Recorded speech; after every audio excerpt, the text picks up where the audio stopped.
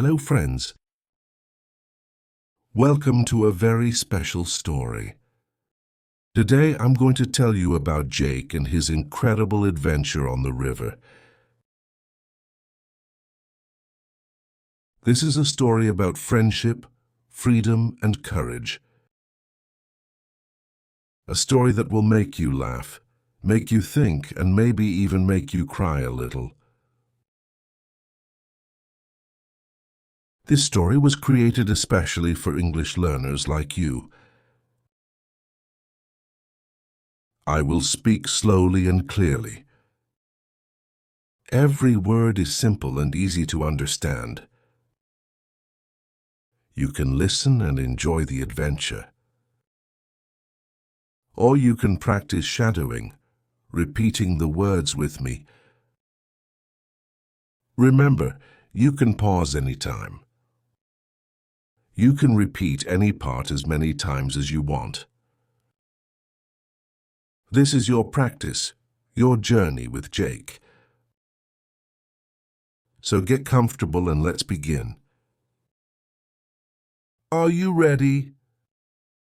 Let's start our adventure. Jake and the River. Chapter 1, Running Away. My name is Jake. I'm 14 years old. I live in a small town by the river. Well, I used to live there. Now I'm on the river. On a raft. With my best friend Marcus. Let me tell you how this started. I lived with my Uncle Frank. Uncle Frank was not a good person. He drank a lot. He yelled a lot. Sometimes he hit me. I was scared of him. My parents died when I was little. I don't remember them much. So I had to live with Uncle Frank. He didn't want me there. He said I was trouble. He said I was useless. Every day was the same. Wake up early. Do all the work. Get yelled at. Go to bed hungry. I hated it. I wanted to run away. But where could I go? I had no money. I had no family. I had nothing. Then one night, everything changed. Uncle Frank came home very drunk. He was angry about something. He started yelling at me. "You worthless boy," he shouted. "You eat my food. You cost me money. I should send you away. I was so scared." He picked up a stick. He started walking toward me. I ran. I ran out of the house. I ran through the dark streets. I ran to the river. I hid behind some old boats. I was shaking. I was crying. I couldn't go back. I would never go back. That's when I made my decision. I would run away. I would go down the river. I would find a new life. Somewhere far away from Uncle Frank. I looked at the river. It was dark and quiet. The water moved slowly. I saw an old raft tied to a tree. It was small, but it looked strong. "See, that's my way out," I thought. But I needed food. I needed supplies. I couldn't leave with nothing. I waited until morning. When Uncle Frank was sleeping, I went back. Very quietly, I took some bread. I took a blanket. I took a knife and some rope. I put everything in an old bag. Then I left forever. I walked back to the river. My heart was beating fast. I untied the raft. I pushed it into the water. I jumped on. The river took me away. Away from Uncle Frank. Away from that terrible house. Away from everything. I was free, but I was also alone. And scared. Where was I going? What would I do? I didn't know. I just knew I couldn't stay. The raft moved slowly down the river. The town disappeared behind me. I sat on the raft and looked at the sky. It was getting light. A new day was beginning. And so was my new life. Let's take a quick pause here. Jake has just run away from his uncle. He's alone on a raft on the river. What do you think will happen next? Will he be okay? Will he find help? Leave your thoughts in the comments. And remember, you can pause and replay this chapter anytime. Now let's continue to Chapter 2. Chapter 2, Meeting Marcus. I floated on the river for hours. The sun came up. It was a beautiful morning. But I was tired, and hungry, and lonely. I ate some of the bread I took. It wasn't much, but it helped. I thought about what to do. Where should I go? Should I stop at the next town? No.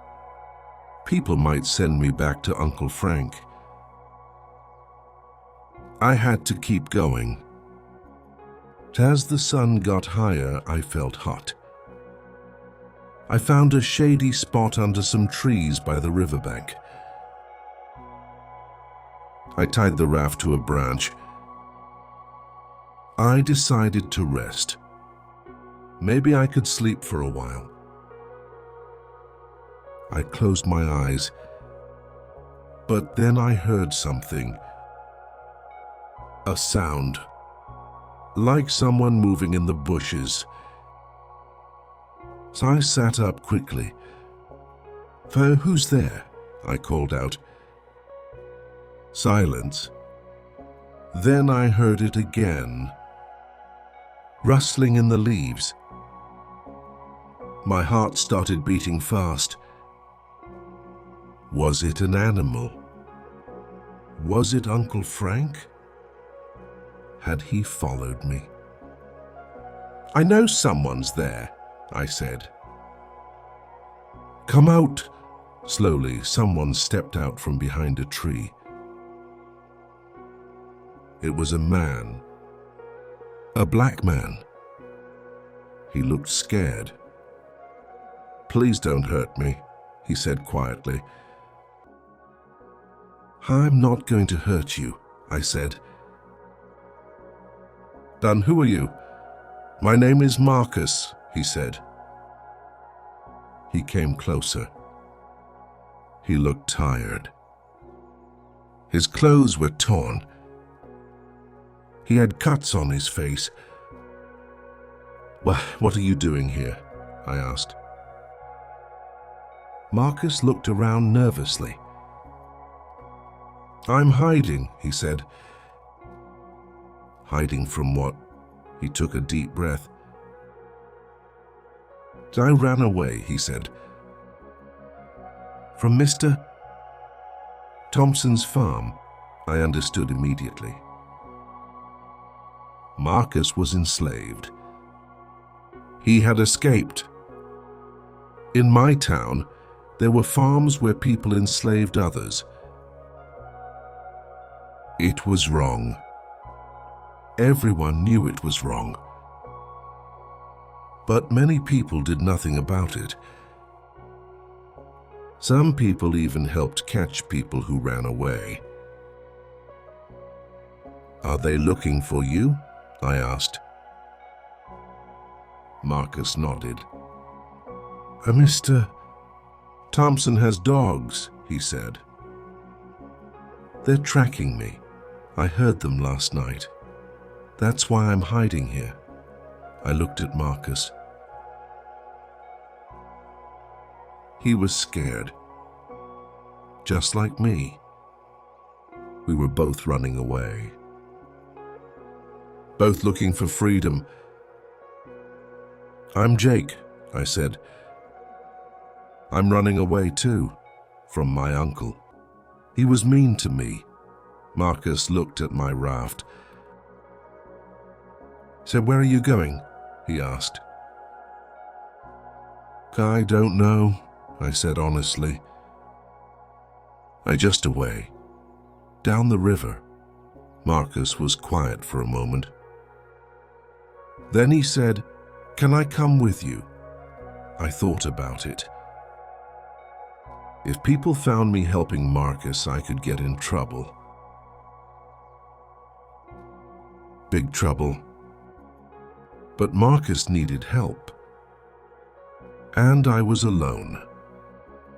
Maybe we could help each other. Fine, yes, I said. You can come. Marcus's face showed relief. So thank you, he said. And thank you so much. But we have to be careful, I said. If people see us, they'll ask questions. You'll have to hide during the day. We'll only travel at night. Marcus nodded. So I understand that we waited until dark. Marcus told me his story. He had been enslaved on Mr. Thompson's farm for 10 years. He worked from sunrise to sunset. He was never paid. He was beaten if he worked too slowly. He had a wife and daughter, but they were sold to another farm. He never saw them again. That's when he decided to run. He wanted to be free. He wanted to find his family. Master, where will you go? I asked. To north, Marcus said. There are places up north where I can be free, where people will help me. Can the raft take us that far? He asked.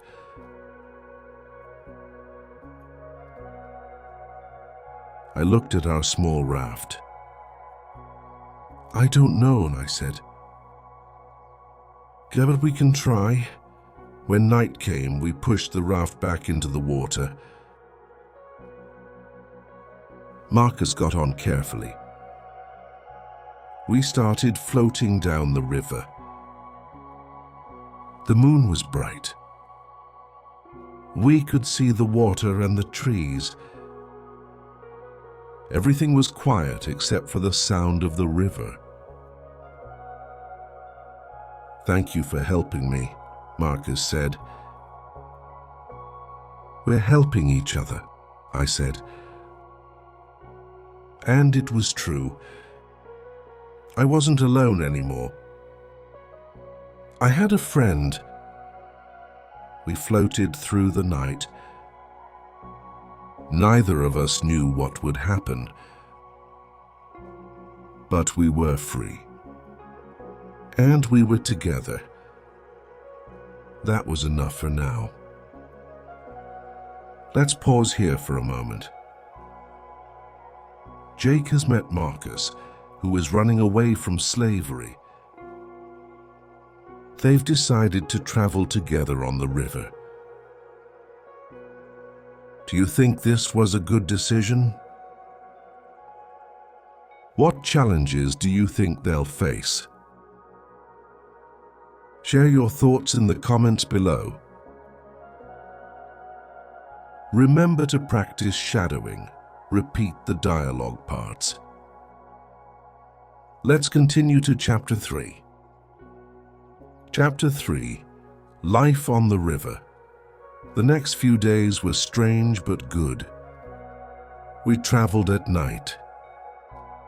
During the day, we hid the raft in quiet places. Under trees, behind islands, anywhere people couldn't see us. We took turns sleeping. One person always had to watch, to make sure no one was coming. Marcus taught me a lot. He knew about the river. He knew about nature. He showed me which plants we could eat. He showed me how to catch fish. "If you see this plant," he said one day, "so you can eat the roots. They taste like potatoes." We dug up some roots and cooked them over a small fire. They did taste like potatoes. "How do you know all this?" I asked. Marcus smiled. "When you work on a farm all your life, you learn about plants. And when you're running away, you learn to survive. I was learning too."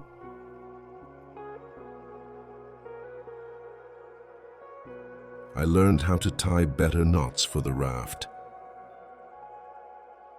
I learned how to read the river, where it was deep, where it was shallow, where there were rocks. Marcus and I talked a lot.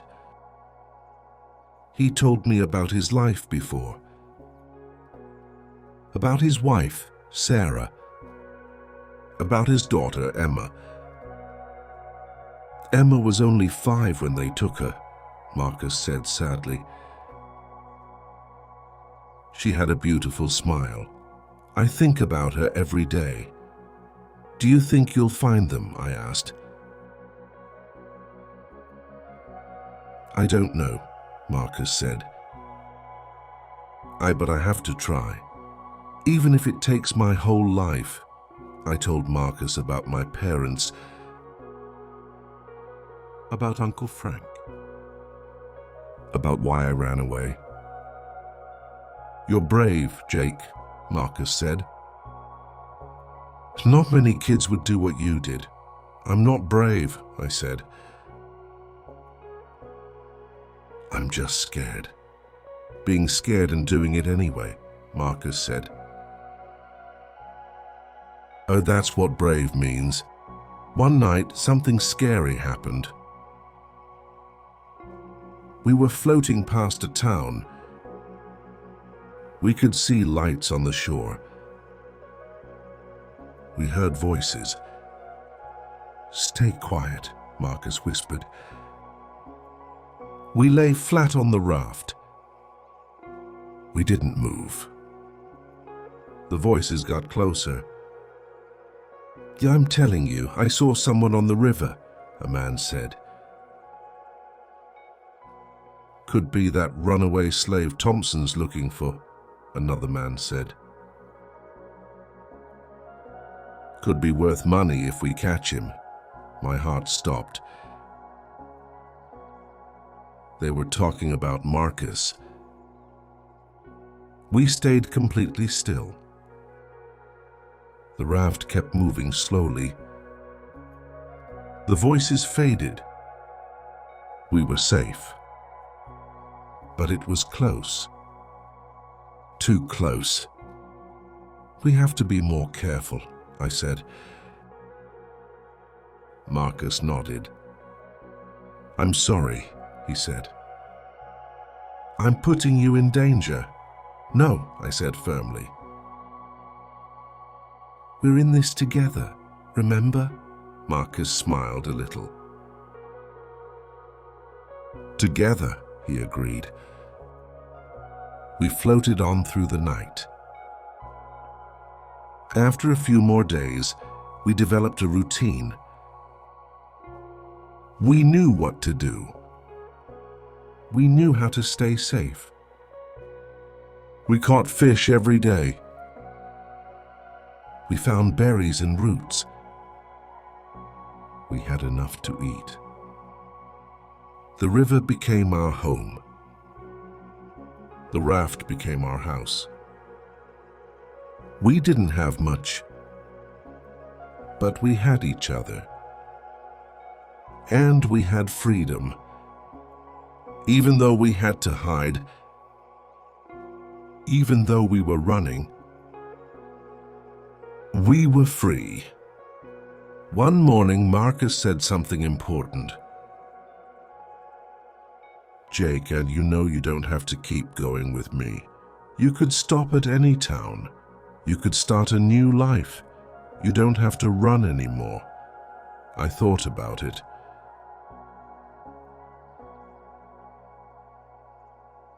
He was right. I could stop. I could find work. I could live a normal life. But I looked at Marcus. He had become my friend. My best friend. I couldn't leave him. I'm staying, I said.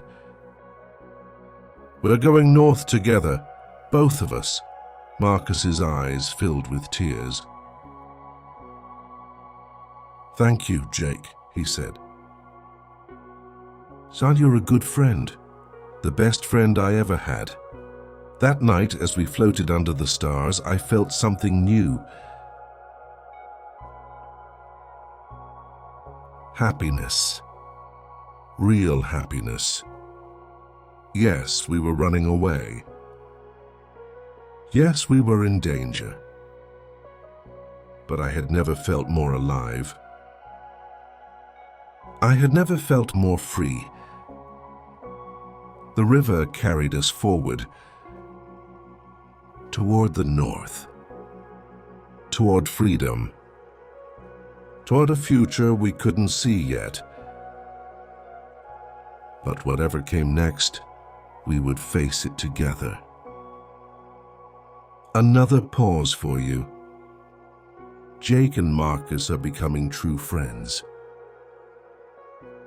They're surviving together on the river.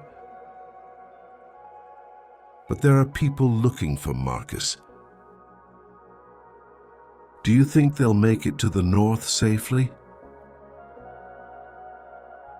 What problems do you think they'll face next? Comment below with your predictions. Don't forget, you can practice this chapter multiple times. Ready for Chapter 4. Chapter 4, The Storm. We had been on the river for 2 weeks. Everything had been going well. We were getting close to the northern states. Marcus was getting hopeful. Maybe 2 more weeks, he said one evening. For 2 more weeks and we'll be in free territory. I was happy for him. But I was also sad. What would happen when we got there? Would Marcus leave to find his family? Would I be alone again? I tried not to think about it. One afternoon, the sky started to change. Dark clouds appeared.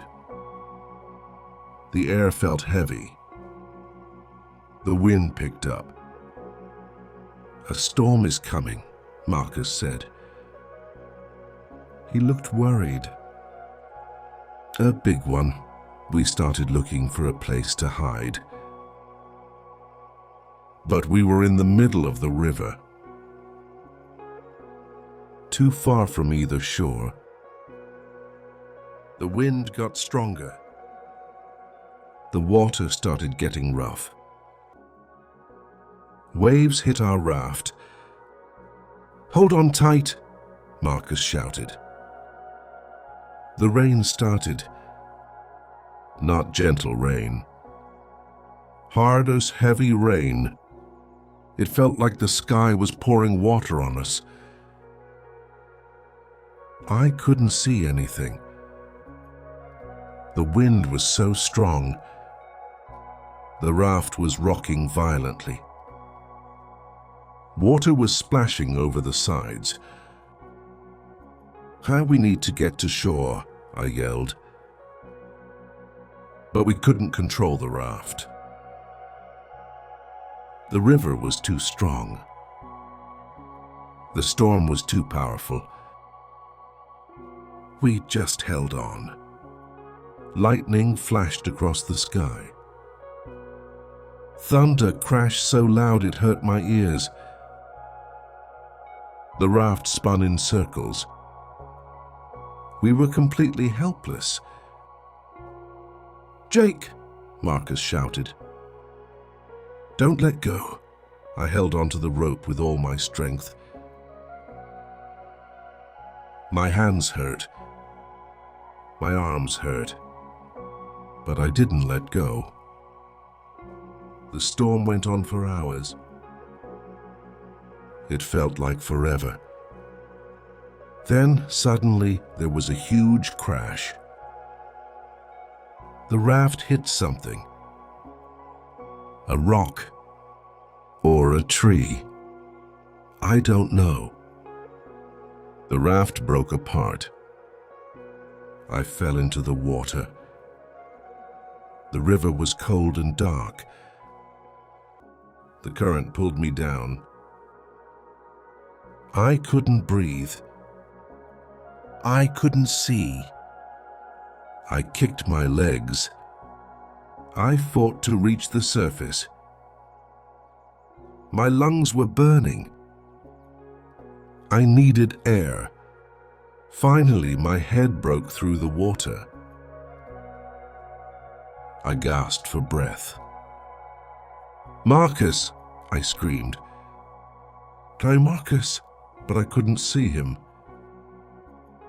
Everything was dark. The rain was still falling. I was alone in the river. I tried to swim, but the current was too strong. It pushed me downstream. I saw a branch floating nearby. I grabbed it. It helped me stay above water. I floated for a long time. I was so cold, so tired. I wanted to give up, but I couldn't. I had to find Marcus. I had to know if he was okay. Finally, I felt something under my feet. The ground, the shore. I dragged myself out of the water. I collapsed on the mud. I was shaking. I was exhausted. But I was alive. I lay there for a while. Then I heard something. A voice. "Jake?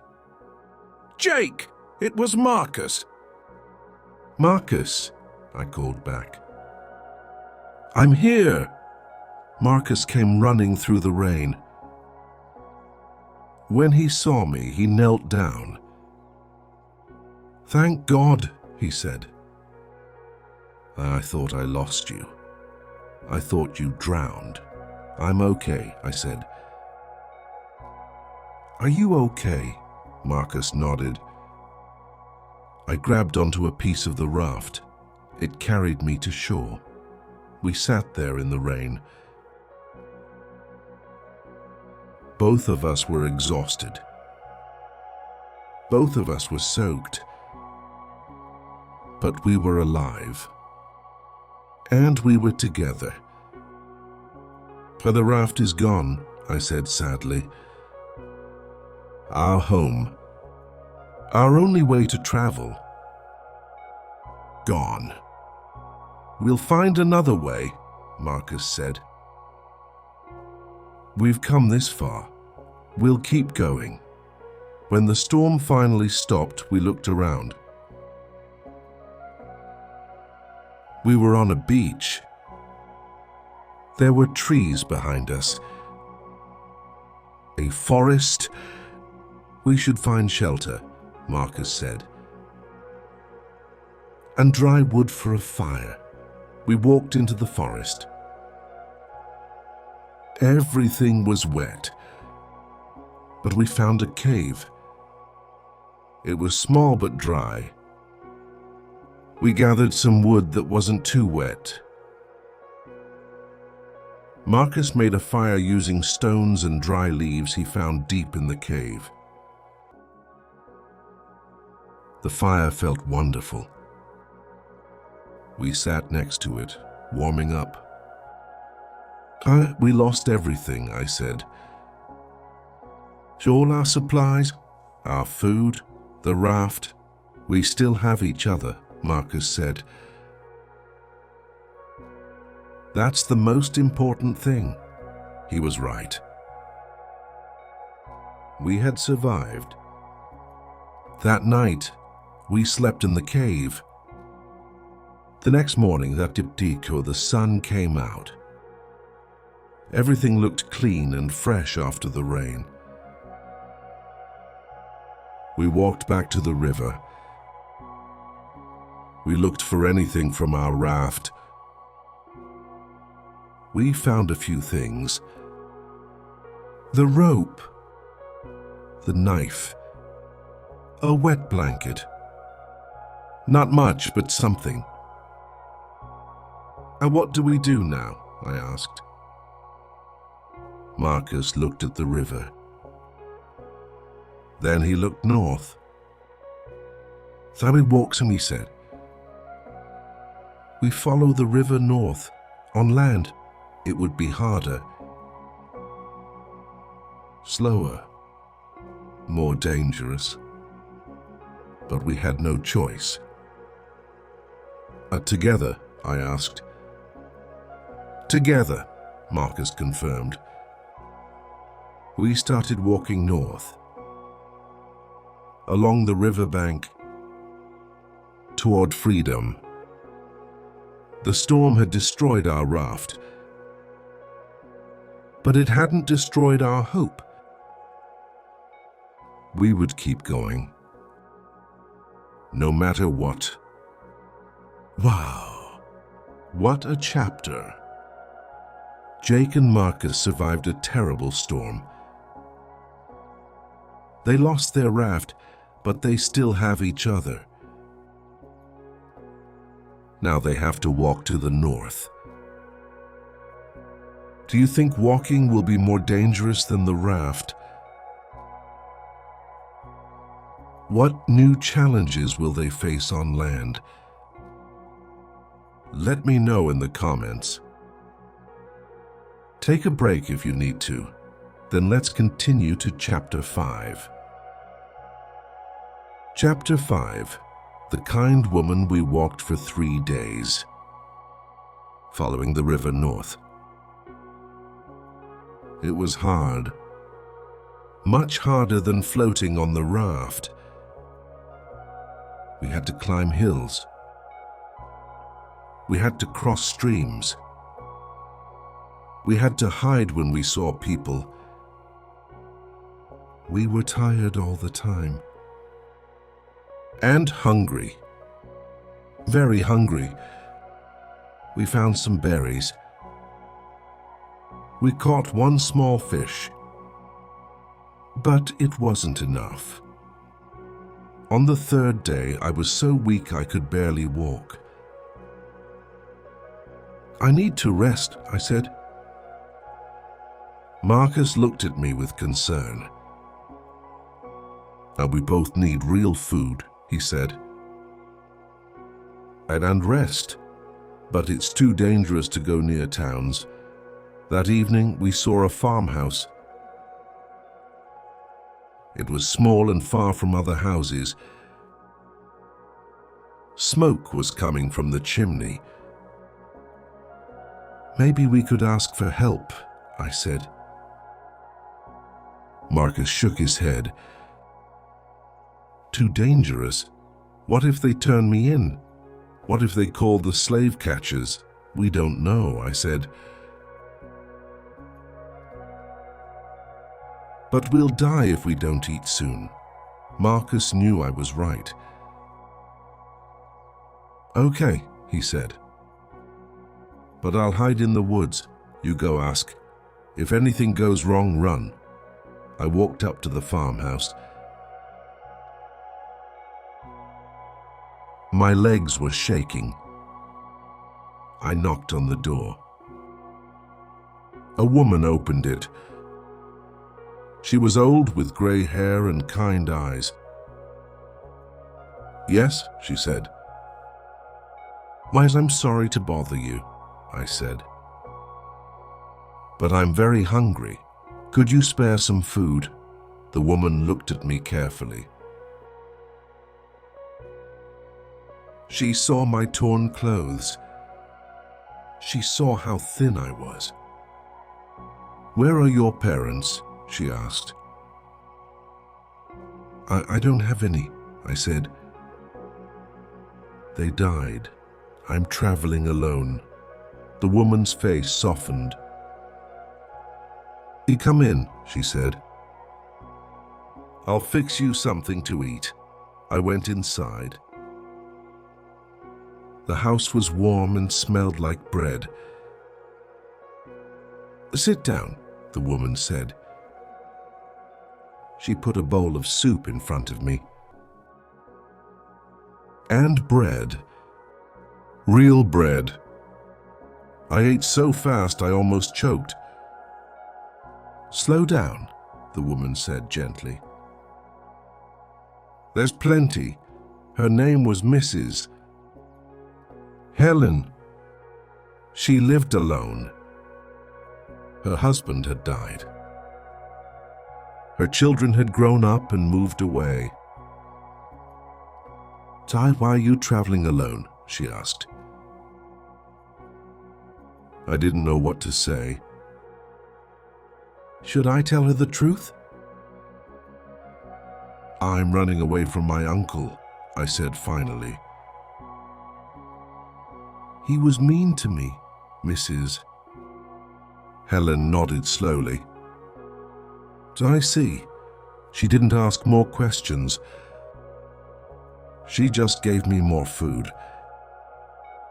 After I ate, she said, "You look exhausted. You can sleep in the spare room tonight." "Thank you," I said. "But I can't. I have to go." "Why?" she asked. I hesitated. Then I decided to trust her. "But I'm not alone," I said. "I have a friend. He's hiding in the woods. He's scared to come near Mrs." Helen looked at me for a long moment. "Is your friend a runaway slave?" she asked quietly. My heart stopped. Should I lie? But I couldn't. "Why, yes," I said. "Mrs." Helen was quiet. Then she stood up. "Bring him here," she said. "Ty, what?" I said, surprised. "Your friend?" she said. "Bring him here. He needs food and rest too." "But," I started. I won't turn him in, Mrs. Helen said. I don't believe in slavery. It's wrong. Bring him here. I ran to the woods. Marcus, I called. It's okay. You can come out. Marcus came out slowly. He was very nervous. She knows, I said.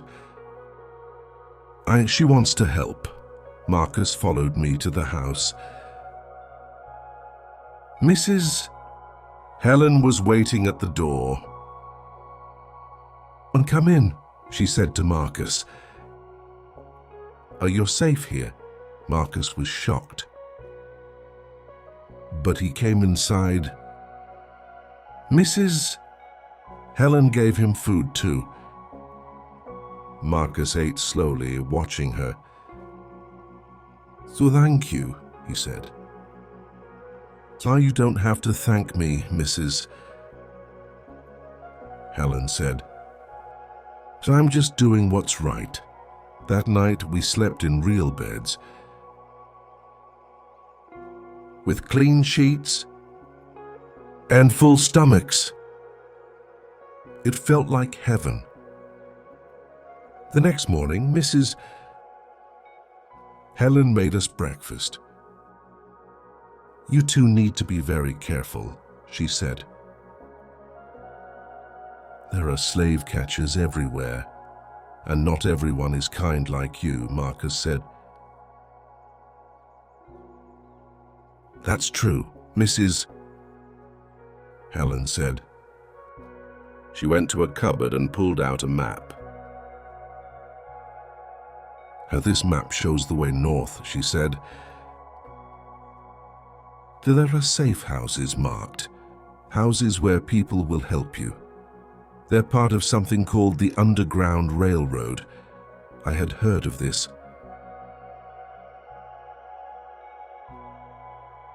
It wasn't a real railroad. It was a network of people who helped enslaved people escape to freedom. Mrs. Helen pointed to the map. To stay away from main roads, she said. Follow the river when you can, and only travel at night. She packed food for us. Bread and cheese, dried meat. She gave us a new blanket and a compass. This will help you find north, she said. Before we left, Marcus took her hand. Why are you helping us? He asked. You could get in trouble, Mrs. Helen smiled sadly. Many years ago I had a son, she said. He believed in helping people. He helped many enslaved people escape. One day he was caught. They put him in jail. He died there. I'm doing this for him, for his memory, and because it's right. Tears filled Marcus's eyes.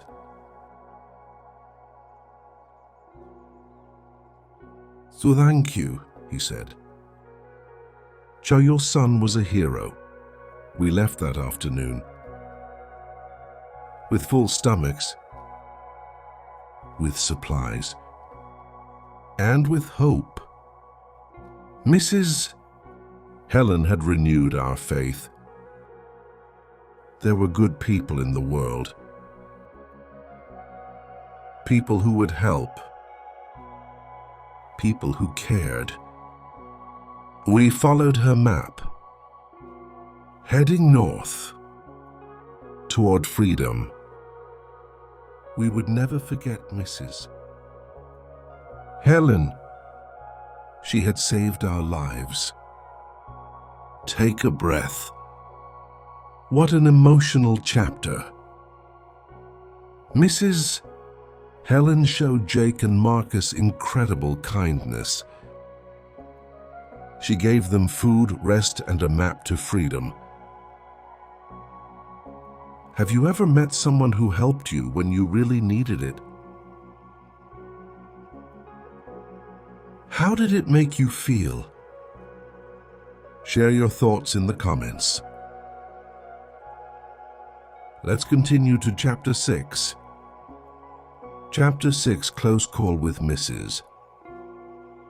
Helen's map and supplies. We made good progress. We walked at night. We rested during the day. We avoided towns and main roads. We were getting closer to the northern states. To freedom. Marcus was more hopeful than ever.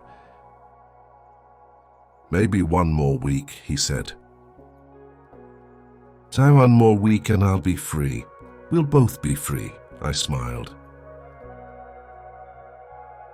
But I felt scared. We had been lucky so far.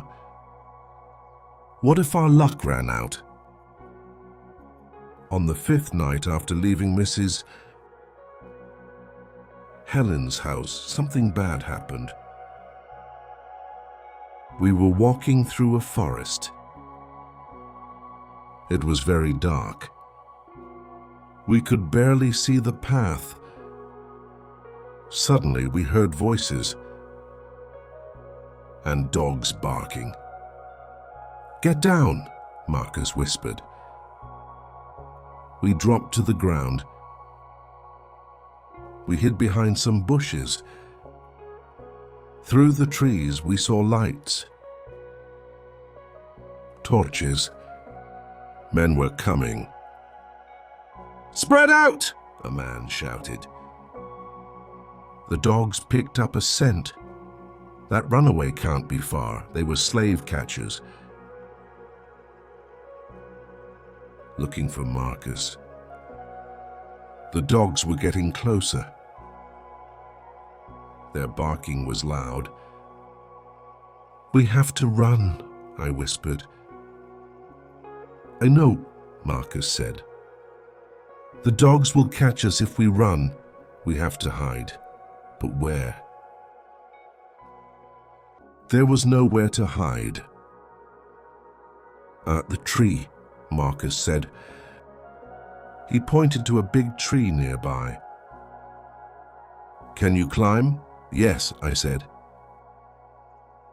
We ran to the tree quietly. I climbed up first. Then Marcus climbed up.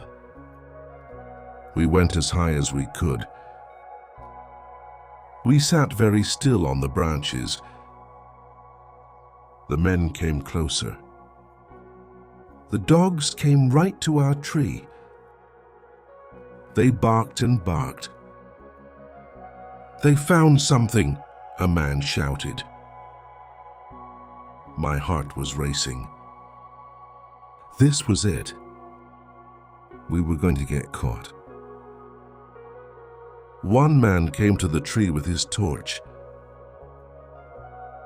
He looked around the base. "Must be a raccoon or something," he said. "There's nothing here. Come on, dogs. Let's keep looking." The men moved on.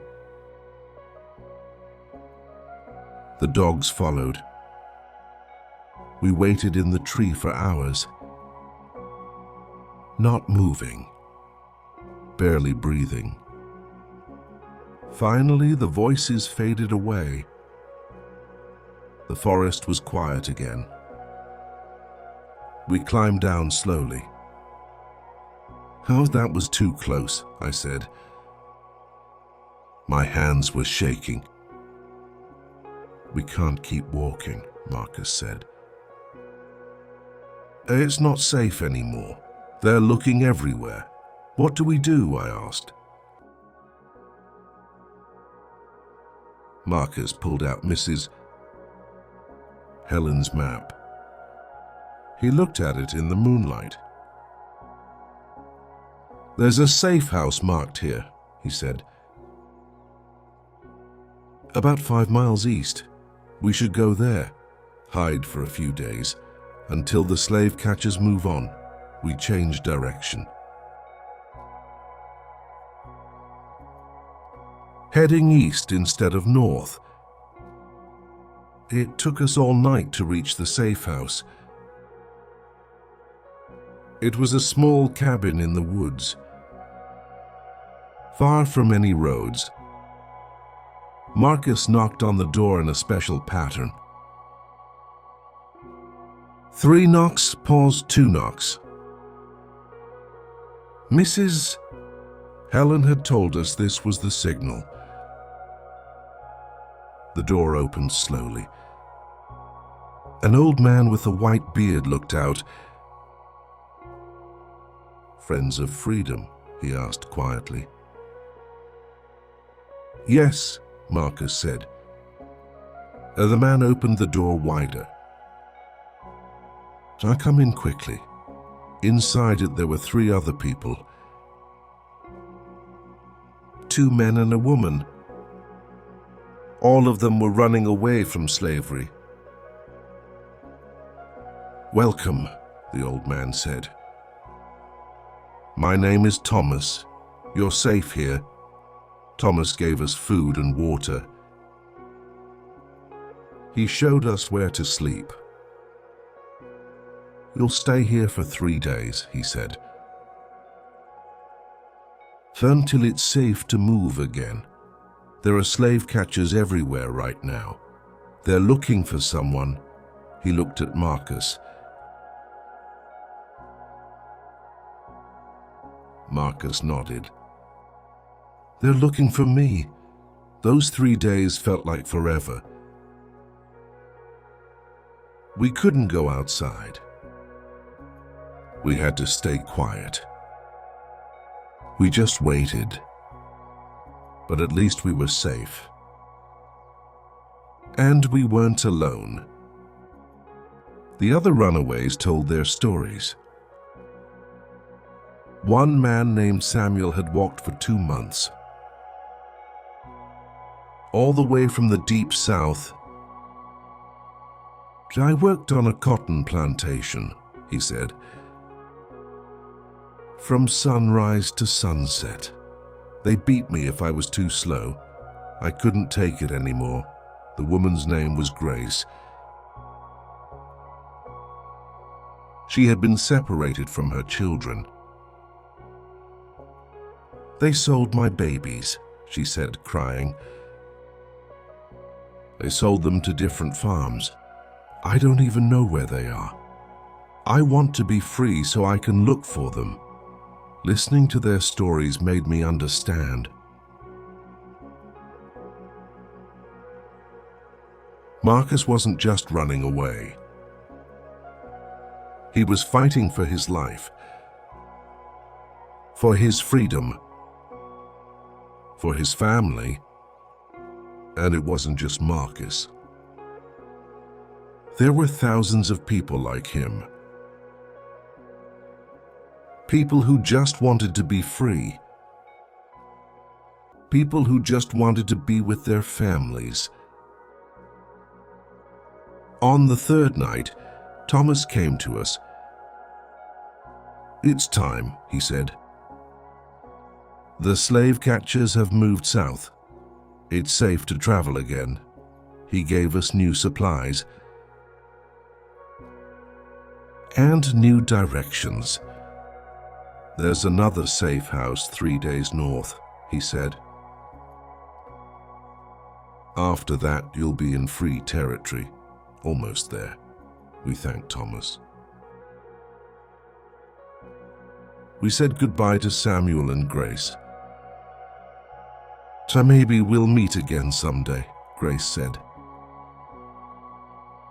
In freedom, Marcus agreed. We left that night, back on the path north. We were so close now.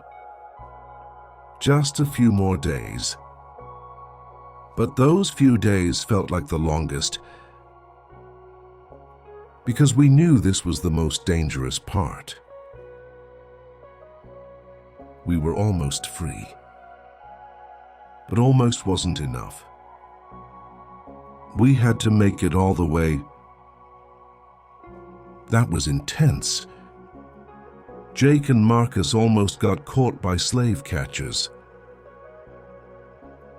They're so close to freedom now, just a few more days. But the closer they get, the more dangerous it becomes.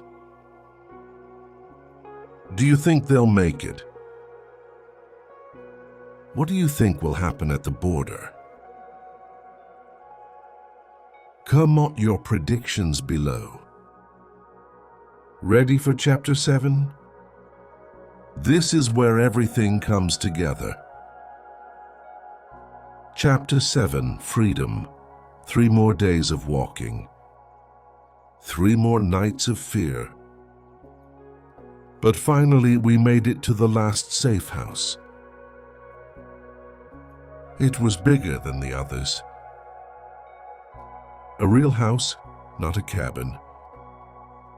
A woman named Martha lived there with her husband, John. "Welcome," Martha said warmly. "George, you're almost there. Almost free. How much further?" Marcus asked. His voice was shaking with emotion. "1 more day," John said. "Tomorrow night we'll take you to the border, to free territory." That night I couldn't sleep. So much was happening. Tomorrow Marcus would be free. Really free. But what about me?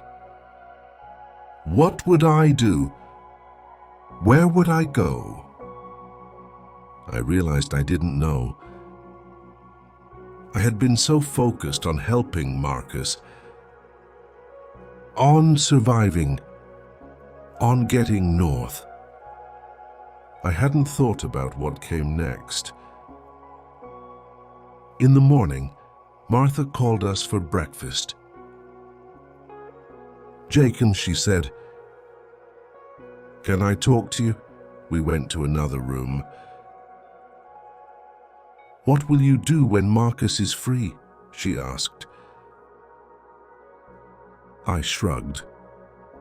"I don't know," I said honestly. "I have nowhere to go." Martha sat down next to me. "So you know," she said gently, "that John and I have been running this safe house for 10 years. We've helped hundreds of people escape to freedom, but we're getting old. We need help. We need someone young and strong, someone brave." She looked at me.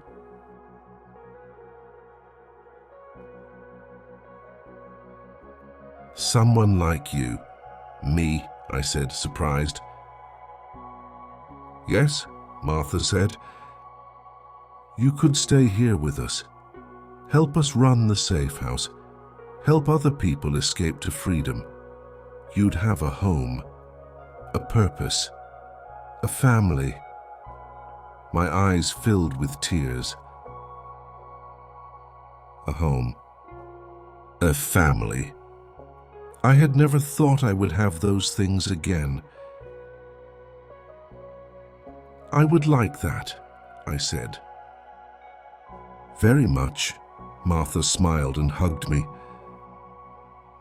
And then it settled. That evening, as the sun was setting, John prepared a wagon. "We'll hide you in here," he said to Marcus. "Under these blankets and supplies, just in case we meet anyone on the road." Marcus climbed into the wagon. I sat up front with John. Martha stayed at the house. "Good luck," she said. "We'll see you soon." John drove the wagon north. The road was quiet, dark. After an hour, John pointed ahead. "See that bridge?" he said. That's the border. Once you cross it, you're in free territory. No more slavery, no more running. My heart started beating faster. We were really here, at the border, at freedom. We crossed the bridge slowly. Every second felt like an hour. Finally, we were on the other side. John stopped the wagon. "Marcus," he called. "You can come out now." Marcus climbed out of the wagon. He looked around. Then he fell to his knees. He put his hands on the ground. "I'm free," he whispered. "I'm really free." Tears ran down his face. John and I stood quietly, giving Marcus this moment. After a while, Marcus stood up. He looked at me. "Jake," he said, "I couldn't have done this without you. You saved my life. You risked everything for me. We did it together," I said. Marcus hugged me tight. "What will you do now?" he asked. I told him about Martha's offer, about staying at the safe house, about helping other people escape. Marcus smiled. "That's perfect," he said. "You'll be a hero, Jake, just like Mrs. Helen's son. What about you?" I asked. "What will you do?" Marcus looked north. "I'm going to find my family," he said. "It might take months, maybe years, but I won't stop until I find them." "I know you'll find them," I said. "And when you do come visit me." "I will," Marcus promised. "I'll never forget you, Jake. You're my best friend, but my brother. You're my brother too," I said. We stayed there for a while. Just the three of us, under the stars. Then John said it was time to go back. Marcus would go on alone from here. There were people in the next town who would help him. We said our goodbyes. It was hard, very hard. But we both knew this was right. Marcus was free, and I had found my purpose. "Thank you, Jake," Marcus said one last time. "For everything." "Thank you, Marcus," I said. "For being my friend, for teaching me what courage really means." Marcus walked away into the darkness. Heading north, toward his family, toward his future. I watched until I couldn't see him anymore. Then John and I got back in the wagon. We drove back across the bridge, back to the safe house, back to Martha, back to my new home. As we rode, I thought about everything that had happened. I had run away from Uncle Frank. I had almost drowned in a storm.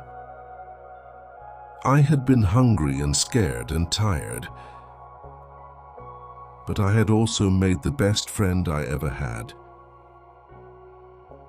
I had helped someone escape to freedom. I had found people who cared about me. I had found a home. When we got back to the safe house, Martha was waiting. "Welcome home, Jake," she said. Home. That word sounded so good. That night, I slept in my new room. In my new home, I was tired but happy. I thought about Marcus. I hoped he was safe. I hoped he would find his family. And I knew that somehow, someday, I would see him again. My adventure on the river had ended. But my new adventure was just beginning. An adventure of helping others. An adventure of making a difference. An adventure of home and family and purpose.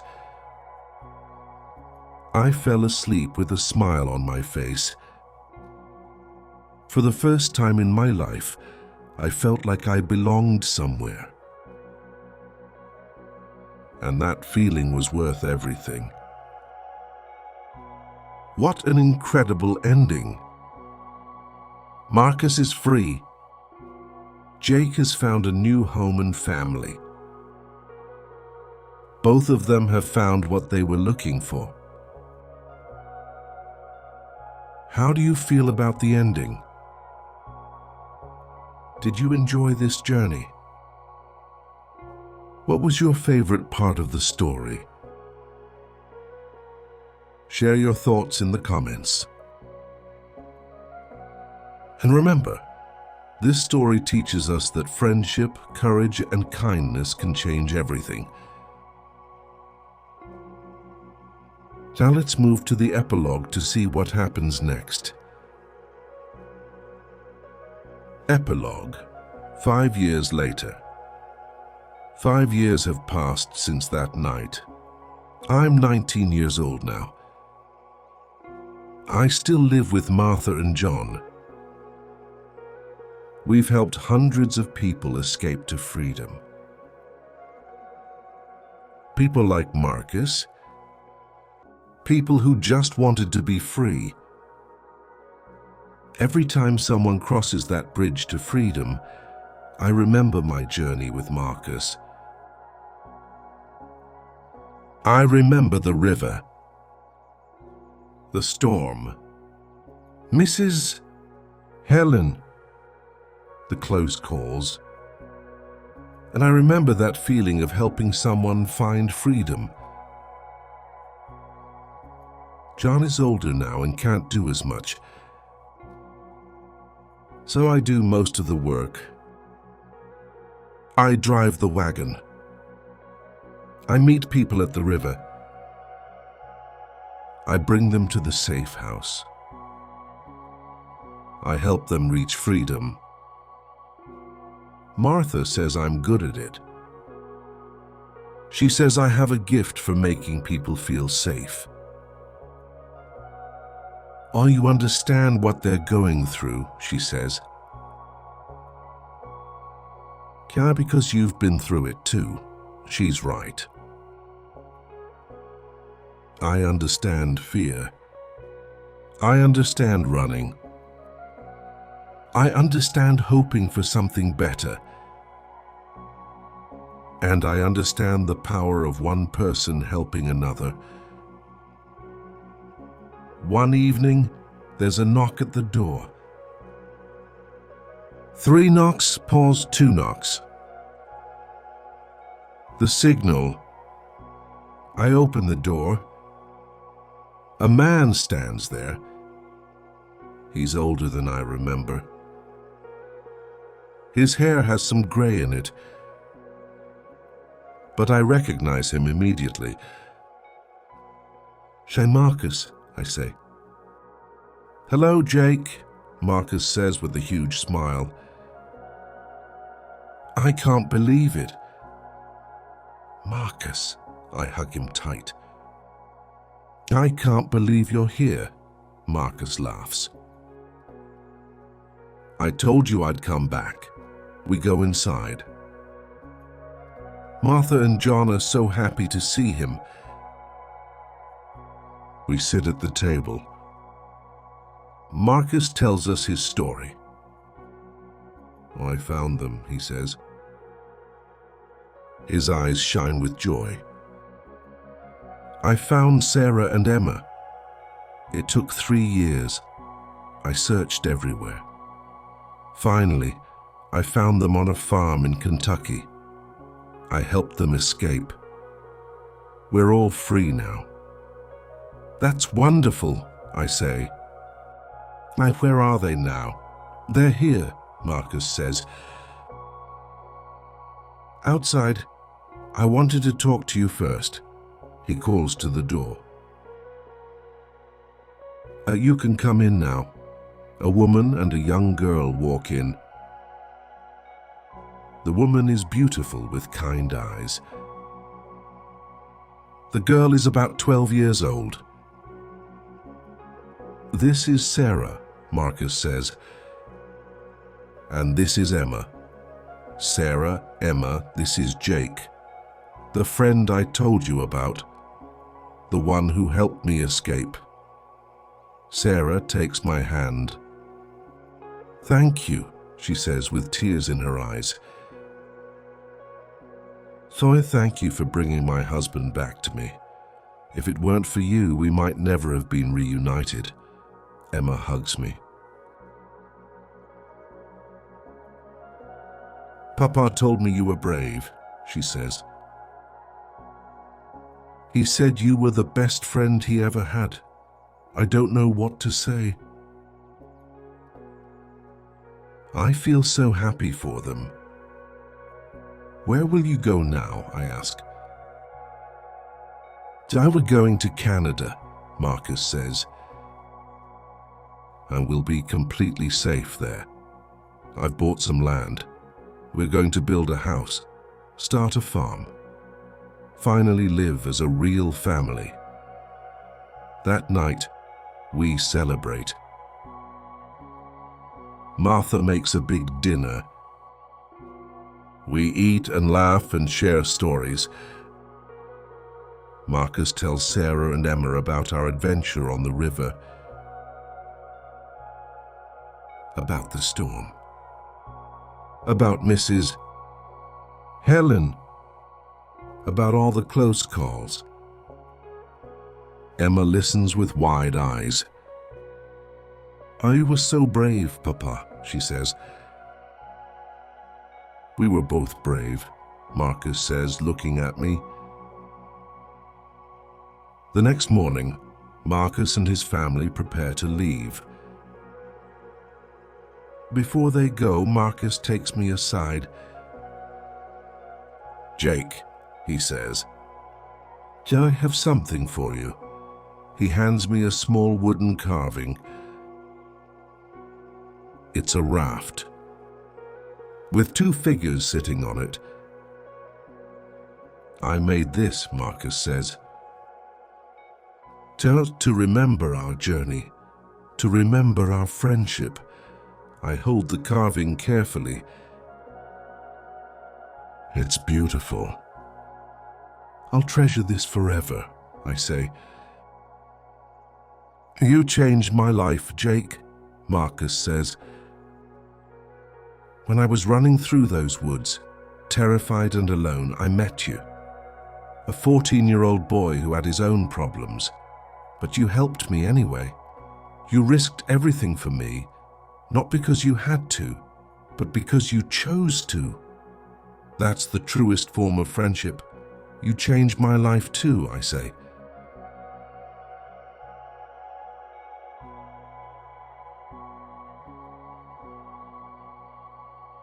You taught me what courage really means. You taught me that one person can make a difference. We hug goodbye. Will I see you again, I ask. Of course, Marcus says. We're family now. Family always finds each other. I watch as Marcus, Sarah, and Emma get into their wagon. They wave as they drive away, heading north to Canada, heading to their new life, their free life. I stand there for a long time after they're gone,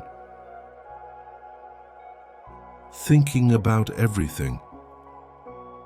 5 years ago, I was a scared boy running away from his uncle. I had nothing, no family, no home, no future. Now I have all of those things. I have Martha and John. I have this house. I have a purpose that matters. And I have a friend, a brother who I helped save, and who saved me right back. That night, I put the wooden carving on my shelf. Next to it, I placed the compass Mrs. Helen gave us. They're my treasures. Reminders of the journey. Reminders that kindness and courage can change the world. Tomorrow, someone new will knock on our door. Someone running. Someone scared. Someone hoping for freedom. And I'll be here to help them. Just like Marcus helped me understand what really matters. Just like Mrs. Helen helped us when we needed it most. Just like Martha and John gave me a home. The river is still out there, still flowing north, still carrying people toward freedom. And I'm still here, helping them reach it. One person at a time, one act of courage at a time, one friendship at a time, because that's what matters most. Not running away from something, but running towards something better, and helping others do the same. That's my life now, and I wouldn't change it for anything. The end. Thank you for listening to Jake and the River. I hope you enjoyed Jake and Marcus's journey. I hope you felt their friendship. I hope you understood their courage. This story is based on real history. Many people really did escape slavery by traveling north. Many people really did risk their lives to help them. People like Mrs. Helen, Martha, and John really existed. They were heroes. And young people like Jake really did help. Because anyone can make a difference. No matter how young you are. No matter how small you feel. One act of kindness can change someone's life. Remember that. And remember, the best way to learn English is to practice. Listen to this story again. Shadow the words. Feel the emotions. Let the language become part of you. Thank you for choosing this story. Thank you for practicing your English. Thank you for being here. Keep learning. Keep growing. And keep being kind to others. Because kindness changes everything. Until next time, keep listening and keep learning. You're doing great.